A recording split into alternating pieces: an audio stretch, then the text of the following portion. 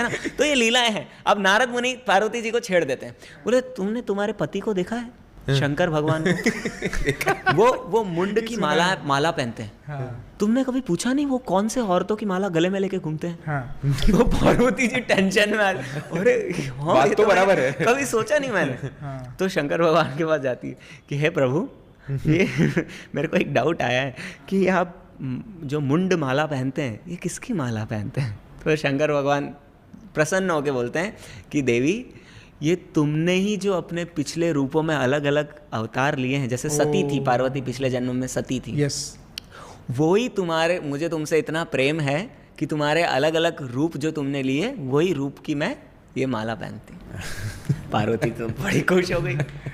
लेकिन एक डाउट आया। हाँ। क्या डाउट हुआ? तो मैंने इतने सारे अवतार लिए, हाँ। आपने एक भी अवतार, आपके अलग अलग जन्म नहीं हुए? हाँ। तो शंकर भगवान बोले नहीं, मेरा जन्म नहीं होता। बोले क्यों? बोले मैंने भागवत पुराण सुनी है, ओ द अमर कथा सुनी अमर है। कथा।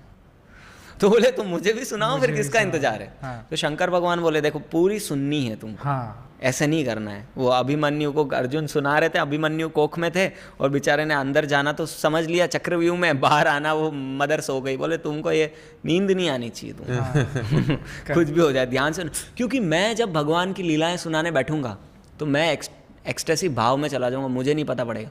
तो पार्वती जी बोले अच्छा ठीक है, तो मैं हाँ ओके ऐसे बोलती रहूँगी, बीच में। हाँ। तो आपको ध्यान रहेगा कि मैं सुन रही हूँ। बोले ठीक है। फिर शिवजी ने कथा सुनाना शुरू किया। हाँ। और उस समय पे राधा रानी का एक पैरट है, अच्छा, वो पैरट भी वहां पर कैलाश पर्वत पर आ गया। हाँ, वो भी सुनने लगा। तो सुनाना चालू किया और जो होना था वही हुआ। सो गए। पार्वती जी को नींद आ गई।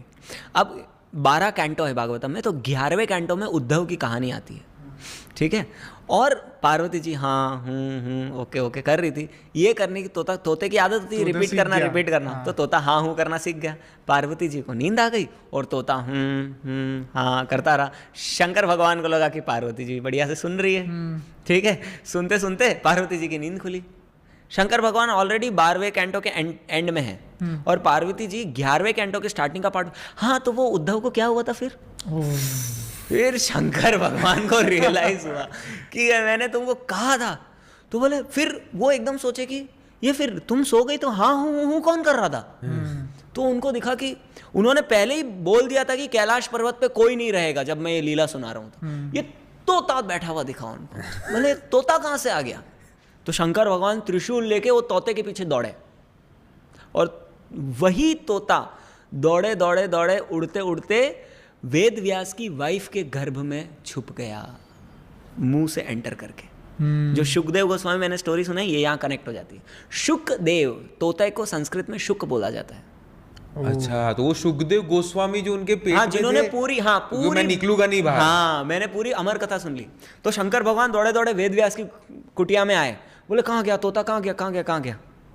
मैं त्रिशूल लेके उसको मारना चाहता हूँ। बोले वेद व्यास ने क्या हुआ? बोले उन्होंने अमर कथा सुन ली। तो वेद व्यास ने बोला जब अमर कथा सुन के आप अमर हो तो अब तो तोता भी अमर हो गया, कैसे मारोगे? अरे हाँ। तो शंकर भगवान मुस्कुराए और वहां से वो चले गए। तो ये शुकदेव गोस्वामी जिन्होंने अमर कथा खुद शंकर भगवान से सुनी, वो तोता, वो फिर 16 साल के बाद भगवान कृष्ण के कहने पर शुकदेव गोस्वामी के रूप में उन्होंने जन्म लिया। हाँ। तो वो राधा रानी का पैरेट कैसे हुआ फिर? राधा रानी का ही पैरेट था जो आके वहां पे बैठा था। पहले से था वो उनका। अच्छा, उनका ही पैरेट। राधा रानी का पेट पैरेट था।